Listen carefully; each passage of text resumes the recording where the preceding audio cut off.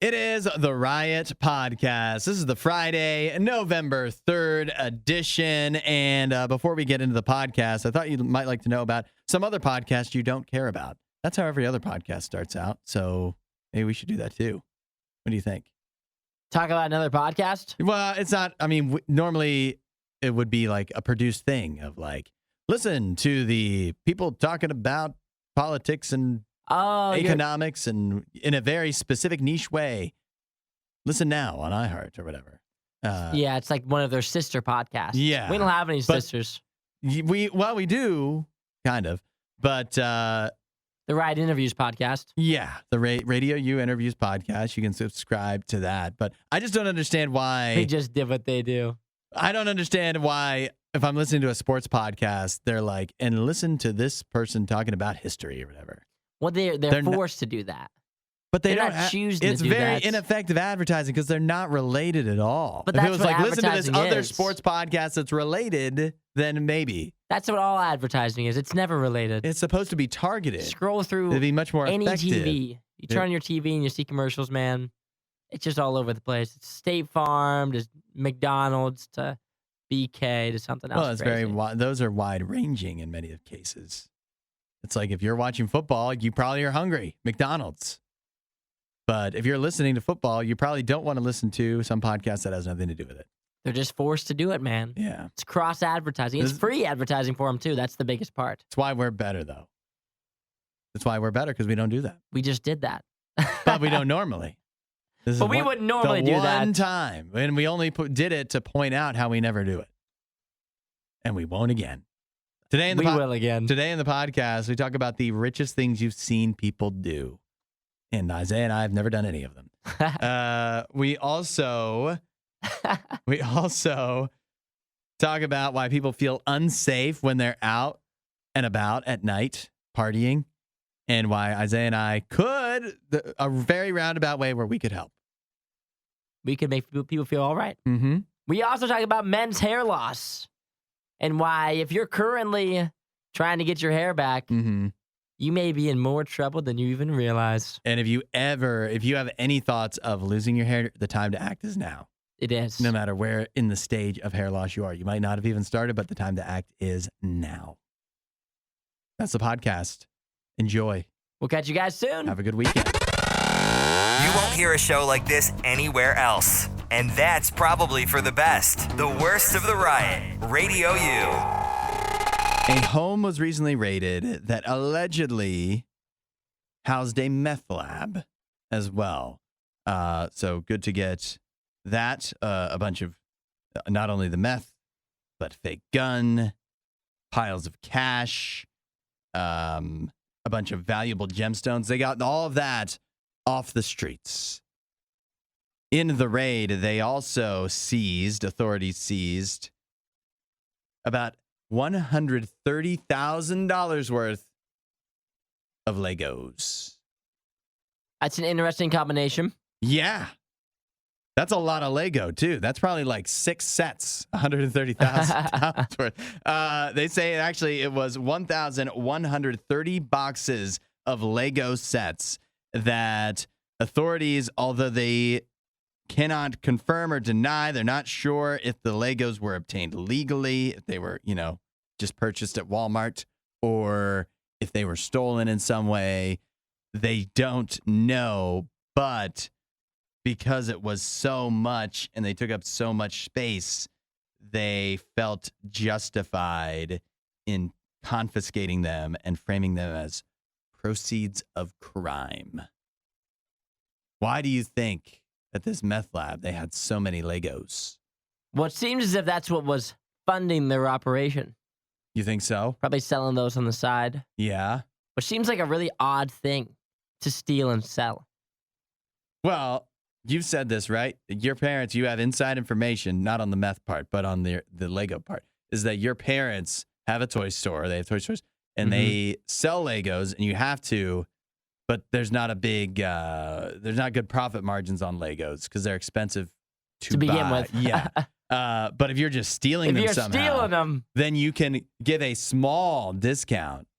If you're selling them on Craigslist or something, and you're getting people feel like they're getting a deal, and you're getting all of the profits because you stole them.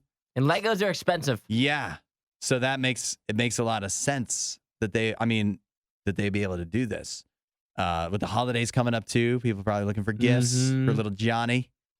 So I guess and that's every why. box you sell, I guess it's just like a little bit more meth that you can buy. That's right. That's what they were doing. Meth you can cook up. I don't know what the profit margins are on selling meth, but I mean, I'm way less expertise on that. Yeah. Either that or these meth cooks just really like Legos. They just really like the sets. Yeah.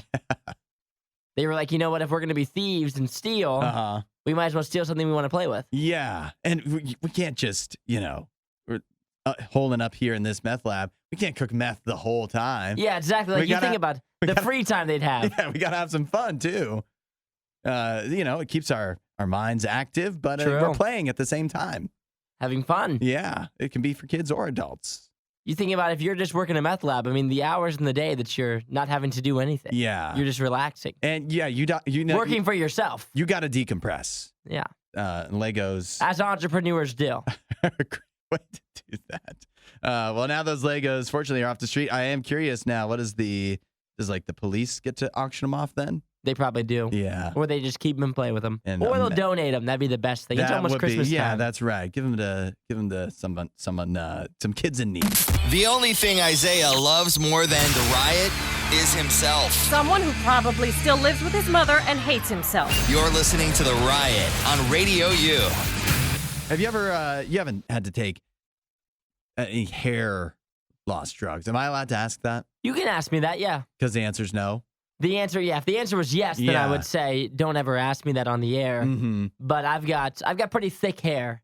But my roommate, he does like preventative hair loss stuff. Okay. So what is it? Run in his family or? Nope. So he just really afraid. He had like he was a big fear of his. Yeah. He had like thinner hair growing up, not like really thin, just like a little thin kind of. Just like had pretty normal hair. Wispy just hair? like almost normal. Okay. And it was just thin, and so he has done preventative hair loss stuff because he's just on top of his game like that. It's pretty impressive. Does that actually work though? It does. How do you know? How can you tell? Because I can see his hair. What he's done, his hair is so thick now. It's like mine. It's crazy. So what does he do? He puts these little drops in like every day. In his hair? In his hair. He puts these little drops in every night before he goes to bed. Mm-hmm. And his hair is so thick now. That's interesting. It's great. It sounds like a crazy thing to do, to like preventative. And he's been doing it since he was like probably 23. But at the same time, that's a big thing you wouldn't want to lose. So it makes a lot of sense. Well, I'll tell you, if he's using what is the main active ingredient in Rogaine, they call it minoxidil. I don't know if I'm saying that right. I think that is what he uses, actually, minoxidil. Minoxidil. Well, it may be in short supply. He may have trouble getting his hands on it. Or maybe he's the reason. He's using so much. Yeah, he's using... People like him who don't actually need it. Yeah, that's right. He's got plenty of hair. He doesn't need it. And he's keeping it away from the guys that are actually starting to get a little thin up there. But nevertheless, according to George Washington University, they are raising the alarm bells about shortages of minoxidil because they were just published a study in the Journal of Drugs and Dermatology that says looks like the minoxidil is starting to run low. See, when I see things like this, because it's not like if you're doing it every day and you're trying to get your hair grown back, I feel like if you took like a month off, that might as well be a full reset, right? Yeah. Like you're starting back from square one. All the drops that you've done before mean nothing now. Yeah, you gotta continue on with this in perpetuity. Yeah, like he's been doing it for I think 2 years at least straight every day. It literally says the medication must be taken every day for patients to maintain their progress. A shortage can be detrimental. You know, there's someone waking up this morning on his way into work. Yeah. And he's like, no, I need to order it right now. Yeah, no, get your hands on as much as you can, is what I'm saying. Stock up. Buy it up. Because, yeah, you can't afford to have to go a week without. This isn't one of those things that, like, when there's a shortage of it, you're like, well, let's make sure everybody gets some. Yeah, let's Save ration yourself. it. Maybe just do it once a week. This is about you. Yeah. This is all. Don't worry about anybody else. Yeah. Save yourself. Then again, it's not like anybody's gonna like die, right? But to some people, you can't die from hair loss. Listen, to some people, they've been working to get that flow back Yeah. for 3 months, and they're starting to see some progress. And those hair's getting a little bit thicker. It's not still quite there yet, but it's getting close. Yeah.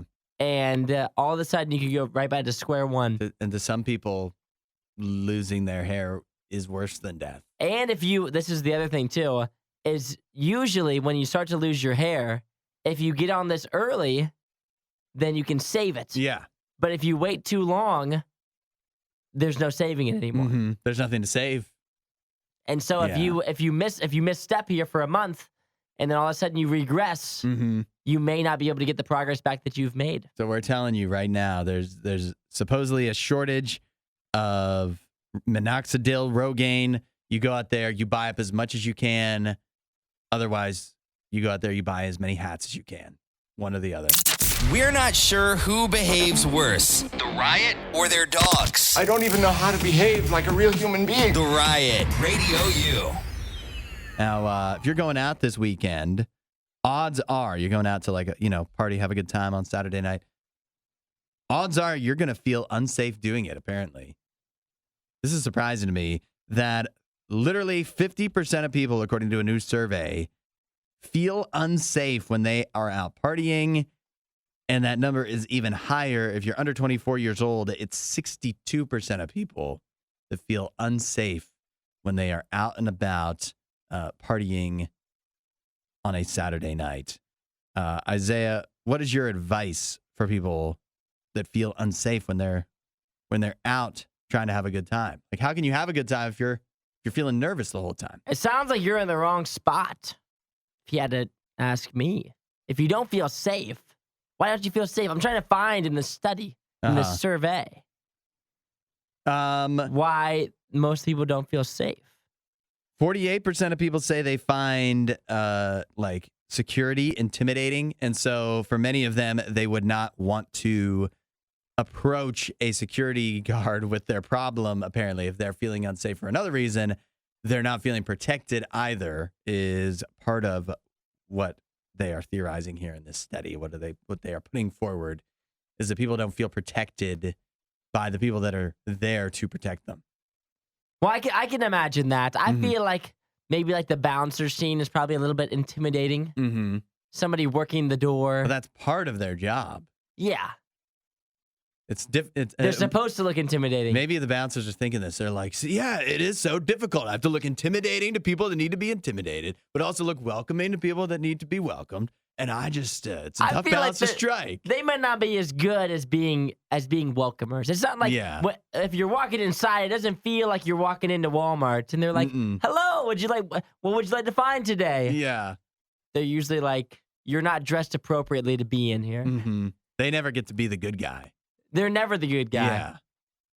See, now if I was like a doorman, I think that I would be pretty welcoming, but I would lack the intimidation factor. Nobody would be intimidated by you. They would walk right by me.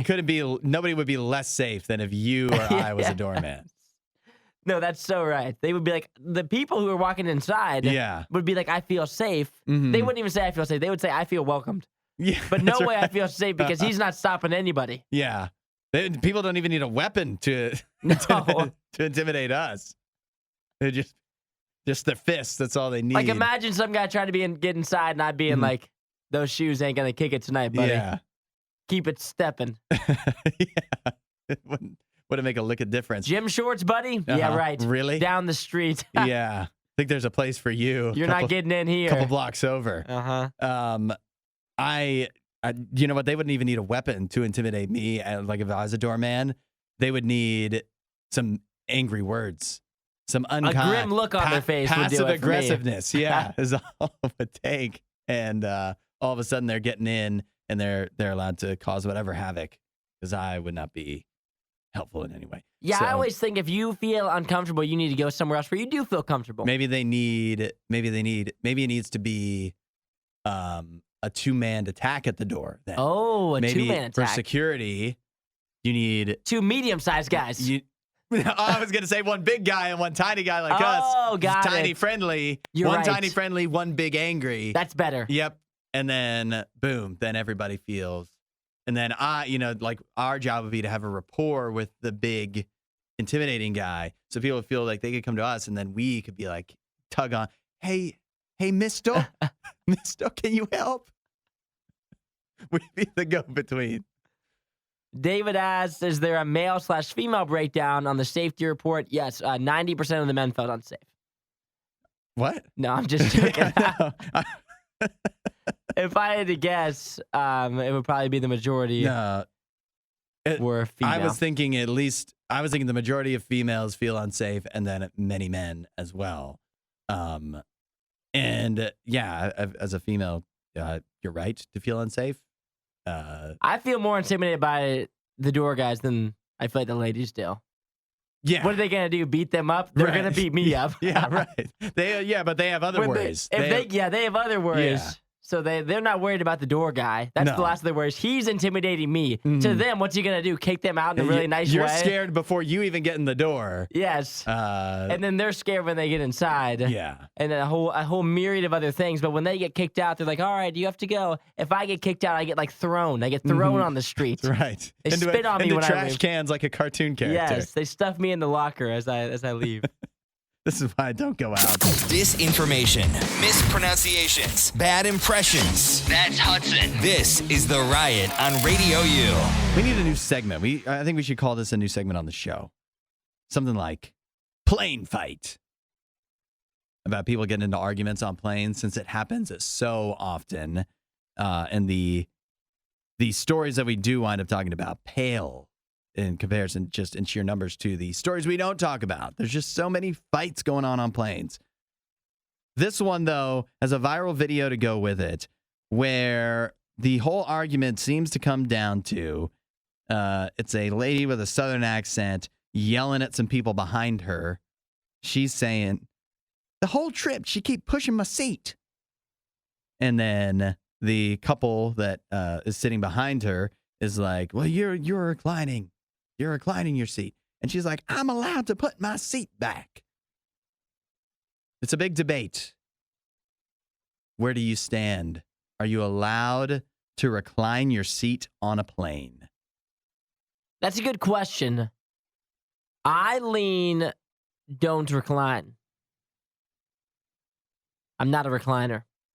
And I know people will say, well, if you can't recline them, why would they recline? That's exactly what I think. But I think it's a little bit inconsiderate of the people behind you. I think that when the airplanes were built, Yeah. in their mind, they were like, oh, we should have them recline. But also, like 20 years ago, there was way more space in between where the seats were. Mm-hmm. And they keep on compacting the plane more and more, making it tighter and tighter. And so they've always reclined. But now the space that we used to have, we don't have anymore because they put in 4 more rows. Mm-hmm. And they didn't take the reclining element out of these seats. And therefore, when you recline, you're like in the other person's lap. It's a little bit inconsiderate. I would lean no. And as well, for me, I am not a tall guy. Mm-hmm. And if I'm sitting, the person behind me is like 6'4", Yeah. and I recline back into their lap, it's going to be the worst flight of their life. I mean, the seats go back like a quarter of an inch. But on an airplane, it's so tight in there. It is tight. I guess I don't normally recline my seat. And the reason is more because I don't think it makes that much of a difference to me. It's definitely not because I care about the person behind me. And it's not that I want them to be uncomfortable. I just think there's a million things on a plane that make you uncomfortable. And me reclining my seat is the least of them. But you're adding to their anger. If everybody reclined their seat, that's something you always have to ask, right? If everybody reclined the seat, if everybody does it, what would happen? Nothing would, and then everybody would have slightly better, be very slightly more Well, comfortable. some planes are built like that where they're all slightly reclined, Mm-hmm. but you'd have to get everybody to do it, which is impossible. But I can start the chain. I can start the But what if the reclining chain if person I put behind my you wants chain. to watch a movie? They're not a sleeper. How much does it change? They're not a sleeper. Now it's slightly different angled. I don't think that they really don't go back that far to make a difference. But we see this once a week of someone getting upset about it. It wouldn't be a conversation if it wasn't a little bit annoying. Well, maybe they need to chill out. Yet again, like of all the things you're going to be angry about, I guess it's just because it's an easy, like you can easily blame the individual in front of you for reclining their seat, where all the other things that are going wrong on a plane, it's harder to just nail it. Like you're shaking your fist at a cloud, whereas you can shake your fist at a person next to you or right in front of you.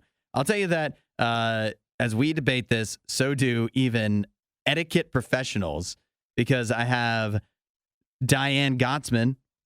She's an etiquette professional at the Protocol School of Texas. She says, unless you are sitting in a seat with extra legroom or first class, you shouldn't recline your seat. Space is tight, and it's common knowledge and no surprise that you'll be sitting in tight quarters.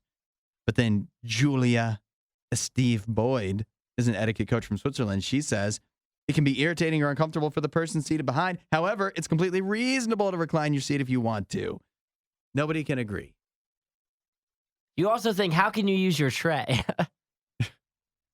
How am I setting my Sprite on that tray? Yeah. If you got your receipt reclined on me. Yet again, I think if you couldn't use your tray because your knees are sticking up or whatever, It's at a downward angle. you wouldn't be able to use the tray either way. You recline that seat back, and all of a sudden, my Sprite is falling into my lap. I will never fault anybody for reclining their seat. Add a little riot to your Instagram feed. Follow at RadioU Official. The Riot. Radio U. What is the richest thing you've ever seen somebody do? That's a good question. Yeah. Yeah, sometimes you just see somebody do something, you're like, well, they have more money than me. Which doesn't take much. No, not really. But yeah, I think there's a difference between, well, they have more money, and then this, which is like, they don't even care. They've got so much money that they can do that.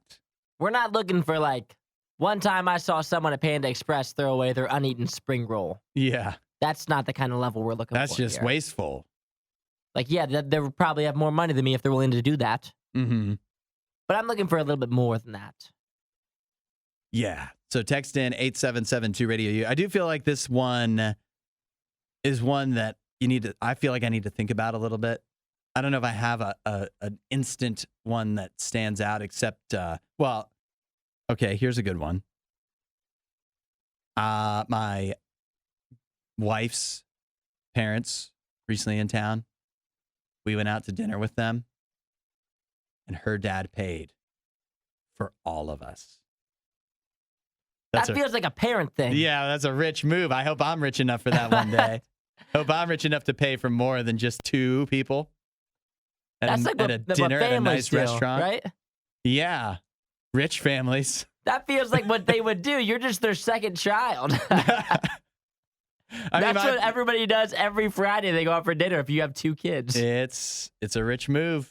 You have to. I'm just saying. I know that that if you had two children, yeah, they'd be out of luck. Yeah, two children with wives. Yeah. But no, if it was you, Angela, and two kids, you're like, nope, too many. That's a low bar to clear, though. There's got to be. Yeah, there's richer things. That was essentially throwing out the spring rule. That's what you just said. That was the gateway. It's got to be richer than that, unless you've never seen anybody do something. We're looking for a little really bit more before. juice than that. Yeah. 8772-RADIO-U, the richest thing you've ever seen somebody do. And we'll see what people are saying. The only thing Isaiah loves more than the riot is himself. Someone who probably still lives with his mother and hates himself. You're listening to The Riot on Radio U. What is the richest thing you've ever seen somebody do? There's some good answers coming in. Danny texted in. He says someone once paid him $400 to destroy a dresser and take it to the dumpster because they were moving to California and didn't want to take it. How did you is that what they just started off with? Hey, will you take this, destroy this dresser and take it to the dumpster? I'll give you $400.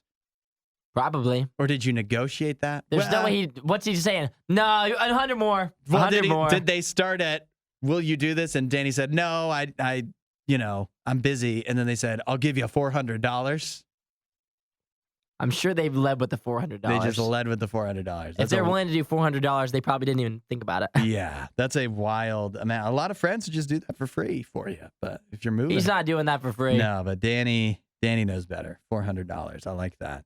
A lot of people texting in just basically like people that will buy cars and not when they actually need one.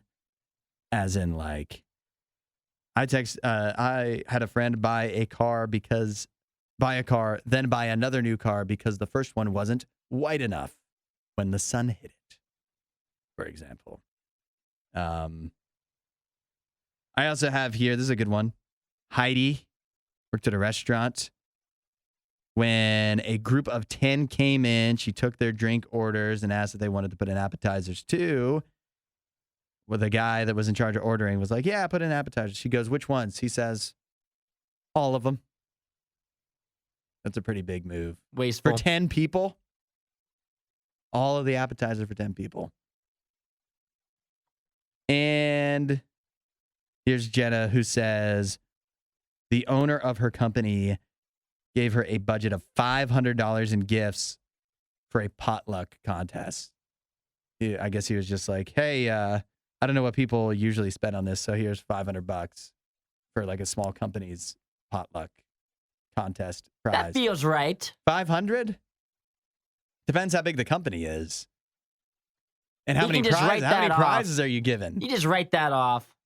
That was the highest stakes potluck any of those people have ever been in. I'll tell you that. End of the year cookout. For the prizes, though, we're not talking about the whole budget for the whole thing. I We're know talking it's the prizes. 500 for prizes. It's one thing when it's one thing when it's personal versus business. Because I know the business people can just get around a lot of things. That's right. Yeah. Like this one here, James says, I watched a guy at a casino lose $15,000 over the course of an hour. He didn't even seem to care. That is personal. Yeah. I kind of discounted, because I've seen stuff at casinos, but I kind of just discount that as like, they could be rich or they could just be They really don't care. bad. But that's how they're all really these bad with money. That's how I think about all of these. Yeah. Like they just don't care. They might just not care. Carl said the richest thing he watched someone crash a brand new off the lot BMW in 2011 during the first lap session of a track day. Okay. Put it in the wall after the front straight and totaled it. Had to be dragged off by a tractor. And they didn't even care. Didn't even care. That's just the cost of doing business. How about this one? Okay. Saw this guy at a movie theater with popcorn, a drink, candy, and hot dogs. Hey. What's that guy doing for a living? Yeah, right. Get me that job. Making more than me. Uh-huh. What's his salary? I'm sure he got a refill Sounds too. like he's making 6 figures. Has to be. Yeah, maybe even 7. Candy to and hot afford dogs, that. unless he snuck all that in. 8772 Radio U, the richest thing you've ever seen. We're not sure who behaves worse, the riot or their dogs. I don't even know how to behave like a real human being. The Riot, Radio U. Nikki, would you consider yourself a tech expert? Oh, if that's the best we get for tech expert, then I don't know. That just is saying, are you guys less of an expert than me? Or That makes what? us ridiculously Definitely. low I'm IQ definitely, tech. yeah. I am less of an expert than you, but you have a very limited scope of your expertise. I would say it's limited to Apple, right? Sure. Yeah, actually, that's 100% the perfect way to say that. If we need an Apple expert, it'd be you. But here's why I wanted to loop you in on this, our Apple expert, and that is because Motorola has come out and revealed a new phone that they're putting out there. It's a foldable, bendable phone, and this is something that Apple could take some notes from, maybe. That I think it'd be perfect for you and Isaiah and Nene here too. Because what do you guys have? You guys have a phone, Yeah. and you guys have an Apple Watch, each of you. Yeah. But this new foldable, bendable phone combines those two into one because they show it like folding around your wrist. It's the best like of both a, worlds. Did you ever have, when you were younger, did you ever go through the season of the slap bracelet? Yeah. We still Oh, have so it's- those. Uh-huh. You said- At the toy Does store, your I don't mom and have dad them. They sell make it at the toy store? They make a great weapon. I still play with them does, it whenever I'm in does. there. So it's kind of like that technology, kind of like it flips around your wrist. It's a look, though. I don't know if any of us are willing to have this look. Is that what's holding you back? Is the fashion of it? I think it looks easily Yeah. stealable. I think it'll just fall off your wrist maybe more often, but it just it's like a cuff, but part of it's open. And the smartphone, just you wear it on your wrist. It does. Even the way they show it, it's like, oh, you can have it as a wristband. But unless your wrist is really tiny, I just feel like it would just like slide off. It's not that, Well, it doesn't look that secure. I'm sure it does attach, like it probably squeezes in, so you have to open it to get on. So I'm sure it would not fall off, but I don't know. I'm just so used to an Apple Watch that it doesn't look right for me. See, I think one of the positives could be this wouldn't work so much for me as a man, but maybe for a lady. Listen. Oh, wait, I want to hear why. This is this. good. Why? Because I know that sometimes women have issues where they have like little pockets. And so it's not always really great to be able to put your phone in a pocket. And so maybe instead you can just carry it on your wrist. That seems like a pretty good gesture there for me. Is that pretty good? That's how you're selling this, Isaiah? seems like that's what you're doing? Since they don't make pants with real pockets for you guys, maybe this could be That's true. a good thing for the No, ladies. But, for ladies, though, it's really in to have like, our phone straps, like can you hear it? And so you can even get a strap, like a crossbody that goes like you wearing your phone, they love like those. a bag almost. Yeah. So I don't know. Do you want this as a bracelet? Do you want this Motorola thing as a phone? Or is it like an Apple Watch where it's an accessory to your phone?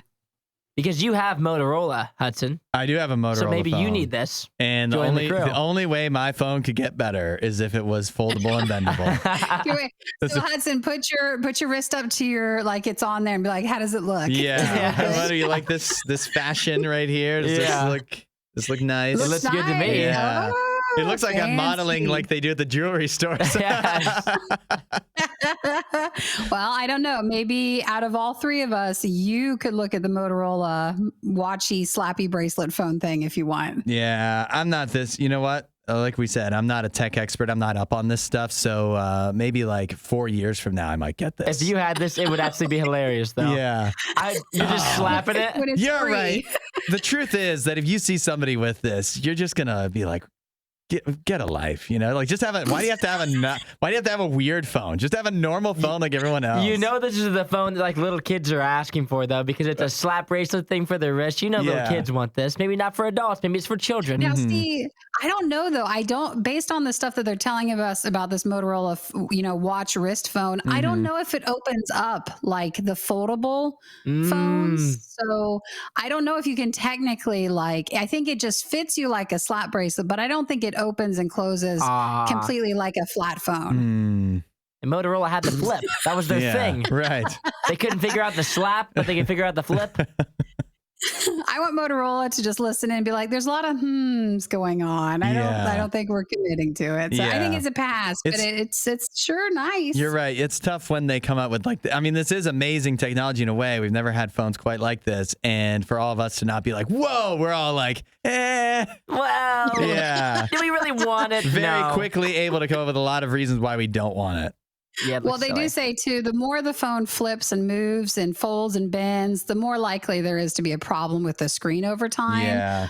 So that is something to worry about. And I'm trying to think if it doesn't show a price yet. And that's also the biggest thing too. No one wants to spend any more money on any of this stuff. How do you put a case on it too? There's a lot of Just bring questions. back the razor at this point. Yeah. Give the people what they That want. was everyone's baby phone. That was the best. Disinformation, mispronunciations, bad impressions. That's Hudson. This is The Riot on Radio U. And just moments ago, we were talking with Nikki, the new phone from Motorola that is like a slap bracelet that can go around your wrist. It can kind of bend and fold around your wrist.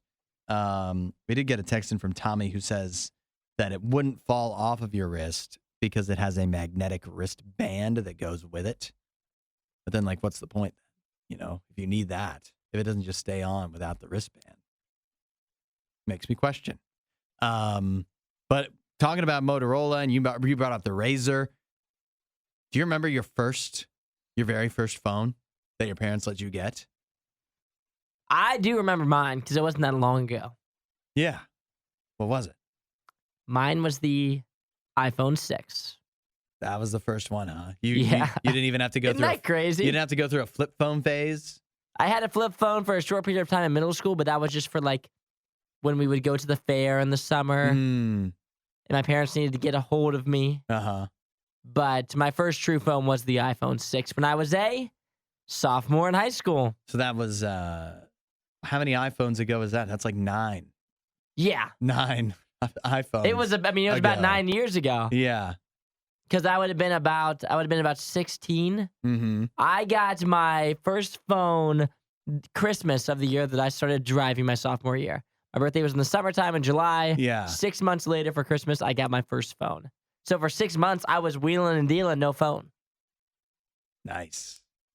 That's, Which in that time period would have been a dangerous thing. Yeah. To be driving around with no phone. In 1990, that would have been a normal Tuesday. Yeah, that's right. I don't know why all of a sudden all of us teenage drivers suddenly started having emergencies. Mm-hmm. If you crashed, yeah. What were you going to do? If I got a flat tire, I was you know what happened to me a lot? I used to lock my keys in my car all the time. Oh, you really? Yeah, that used to be a big thing. And so I was constantly calling my dad to have him come unlock the car. What's crazy he had is the backup keys. I used to do that all the time. I don't believe I've ever locked my keys in my car. I used to do it nonstop. It was an actual issue for me. I don't know why, but I had an issue with that. Now that I constantly locking my keys in my car. Mentioned that, I probably will lock my keys in my car. Well, my thing was I didn't have a key fob on my keys, and so I was manually pressing the lock button every time I jumped out of the car. Yeah. Instead of like obviously everybody else, if you jump out of your car and you press, if you have a fob, you just press it. Yeah. And obviously your keys are out. I had to manually press it every time, and so sometimes I did that without having the keys in my pocket, and then I was calling my dad to have him unlock it constantly. Now, going back to my first phone, I believe it was a Motorola. I don't know what the model was. It was a flip phone. But that says that's less interesting than that it was a track phone. And what that means is that was the carrier. That wasn't, if you've never heard of track phone, it's like it wasn't Verizon.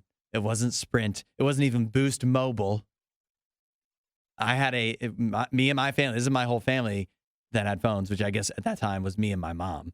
My dad didn't have a phone for a long time. We had track phones. A track phone was, I don't even know if it still exists. It was a phone where you like had to go and buy like the card of minutes at Walmart to be able to use the phone. And then every time I texted, it took like a minute away or whatever.